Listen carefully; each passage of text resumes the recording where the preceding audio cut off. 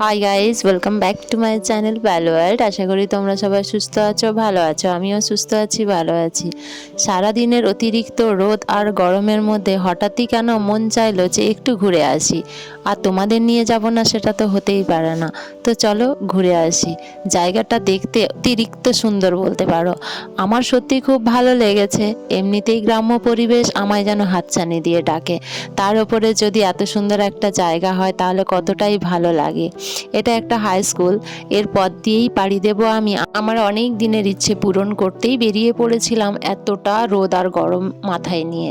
কিন্তু বিশ্বাস করো, আমি না ভেবেছিলাম যে হয়তো আমি বাবার দর্শন পাবো না। কোথায় গেলাম চলো বলি। আমি গিয়েছিলাম বটেশ্বরের মন্দিরে। এখানে বাবা ভোলেনাথের মন্দির অতি সুন্দর, যেটা তোমরা শুরুতেই বুঝতে পারছো কতটা সুন্দর। বিকেলবেলায় আমি যখন ওখানে যাই, আশেপাশের মানুষজনেরা অনেকটাই হেল্প করেছে আমায় যেতে, কারণ আমি একদমই নতুন, রাস্তাঘাট একদমই জানা ছিল না।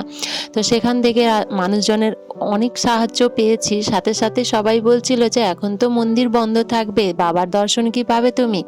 তো আমি ভেবেছিলাম হয়তো সত্যিই পাবো না। এই দাদাভাইটা খুবই ভালো। পুরোটা রাস্তা মানে মন্দিরে আসার জন্য এই দাদাভাইটা অনেকখানি হেল্প করেছে। খুবই ভালো লেগেছে, গ্রামের মানুষজন খুবই ভালো। আর মন্দির চত্বরে আসার পর আমি বুঝতে পারলাম যে এতটা সুন্দর এই মন্দির চত্বর। শুধু তাই নয়, মন চাইলেই হয় না, ভগবানেরও ইচ্ছে থাকা দরকার যে আমি তার দর্শন পাবো কিনা। বাবা চেয়েছেন বলেই আমি আজ যেতে পেরেছি। শুধু তাই নয়, যেখানে অনেকের মুখে মুখে শুনছিলাম যে আজ আমি বাবার দর্শন পাবো না, এই বিকেলবেলা মন্দির বন্ধ থাকবে, কিন্তু যাওয়ার পরে আমি বুঝতে পারি যে না, বাবা আমায় দর্শন দিতে চেয়েছেন। বাবা না চাইলে আমি কখনোই যেতে পারতাম না। সত্যি কথা বলতে আমি এতটা রোদ গরমে কষ্ট পেয়েছি তোমাদের বলে বোঝাতে পারবো না। কিন্তু যাওয়ার পরে একটা অতিরিক্ত শান্তি বলা যায়, যেন হাজার গরমের পরে বৃষ্টির ফোঁটা আমাদেরকে শান্তি দেয়, ঠিক সেই রকমই আমি ওখানে পৌঁছানোর পর আমি যখন বাবার দর্শন করেছি, আমার যে কতটা ভালো লেগেছে তা আমি তোমাদের বলে বোঝাতে পারবো না। বাবার সাথে নিজের মনের কথা শেয়ার করা থেকে শুরু করে শান্তিতে কিছুটা টাইম স্পেন্ড করা আমার জীবনে ছিল অনেকখানি ভালো লাগার, অনেকখানি পাওয়া। সত্যি বলছি, এই জায়গাটায় এসে আমি কখনোই ভাবিনি যে আমি তোমাদের সাথে শেয়ার করতে পারবো সবটা, কিন্তু পেরেছি যখন, তখন মনটা অনেকটা শান্তি দিয়েছে। তোমাদেরও ভালো লাগবে, তোমরাও বুঝতে পারবে যে কতটা সুন্দর হয় বাবা বটেশ্বরের মন্দির। অনেক বছর ধরেই আমি এই কথাটা কানে আসছে আমার, অনেকেই বলছে আমাকে এখানে যাওয়ার জন্য। আমিও চেষ্টা করেছি, কিন্তু বাবা না চাইলে কখনোই আমি আসতে পারতাম না। এটা সত্যি কথাই, দূরে হোক বা কাছে হোক, যতক্ষণ না তোমায় ডাকেন তুমি ততক্ষণ দর্শন নিতে পারবে না। এটা একদম বাস্তব সত্যি কথা। এটা আমার বাড়ি থেকে খুব বেশি দূরে ছিল না, কিন্তু আমি চেয়েও আসতে পারিনি। তো চলো, তাড়াহুড়োর মধ্যে রেডি হয়েছিলাম, তো তাই যেরকম পেরেছি রেডি হয়েছি। তোমরা কমেন্ট করে জানিও তোমাদের কীরকম লেগেছে। এরপরে যাব মন্দির চত্বরে। পুরোহিত মশাই বললেন, মা তুমি গেট খুলে ভেতরে যাও, কোনো রকম অসুবিধে নেই। আমারও কোনো ভয় বা খারাপ লাগা ছিল না। আমিও ভেবেছিলাম যে আমি তো যাচ্ছি বাবার কাছে, তাহলে আমার কষ্ট কোথায়। আর সত্যি বলো, মনটা না একদম ভরে গিয়েছিল যখন শুনেছিলাম যে তুমি মন্দির চত্বরে ভেতরে একাই চলে যাও, মন্দির খোলা রয়েছে। যেখানে আমি শুনতে শুনতে এসেছিলাম যে আমি বাবার দর্শন পাবো না।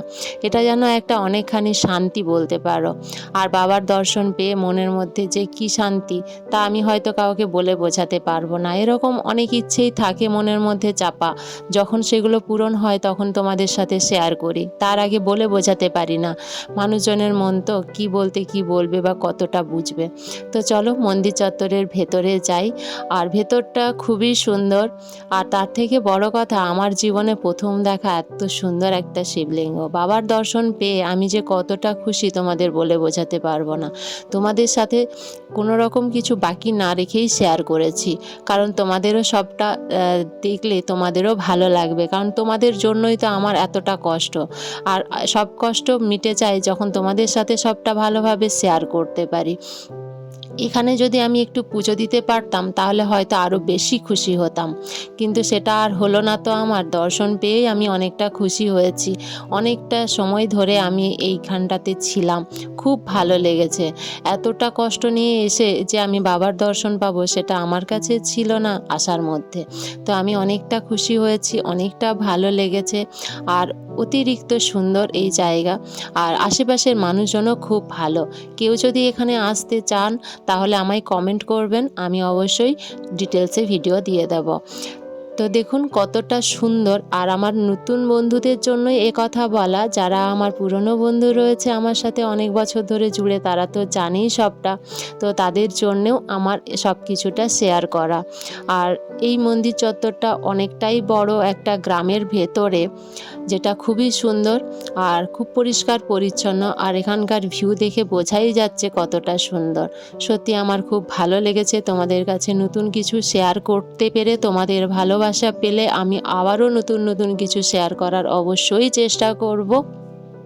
বাইরে থেকে যতটা পেরেছি ততটাই তোমাদের সাথে শেয়ার করেছি, কোনো কিছু বাকি না রেখে। একটা কথা মন থেকে বলতে খুব ইচ্ছে করে, মন থেকে কোনো জিনিস চাইলে সেটা ঈশ্বর কখনো খালি হাতে ফেরান না, সেটা তোমায় দেবেই দেবে। এটা আমার জীবনের অভিজ্ঞতা। আমি জীবনে যা চেয়েছি অন্তর থেকে, হয়তো বলতে পারিনি কাউকে, কিন্তু সেই ইচ্ছে দেরিতে হলেও পূরণ হয়েছে। মন থেকে চাওয়া জিনিস কখনো বিফলে যায় না, বা ঈশ্বর কখনো খালি হাতে ফেরান না। সত্যি কথাই আমার ইচ্ছে ছিল। আর এর পরের ইচ্ছে আছে তারকেশ্বর বাবার কাছে যাওয়ার। জানি না আমার কপালে কি আছে, কতটা হবে।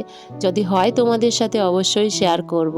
আর এই পুরো জায়গাটা খুবই সুন্দর, পরিষ্কার পরিচ্ছন্ন।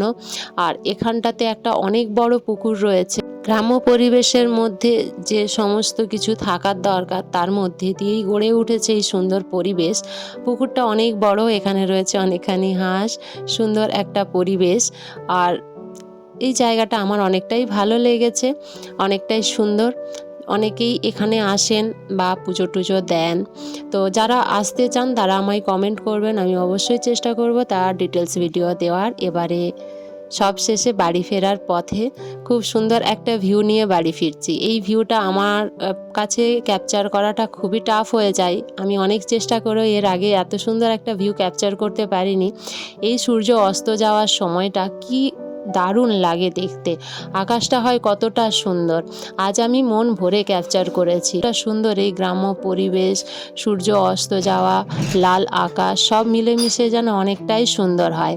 গরম রোদ সব কিছুকে ভুলে প্রাকৃতিক সৌন্দর্য উপভোগ করতে খুবই ভালো লাগে। তো চলো আজকের ভিডিওটা এখানেই এন্ড করি।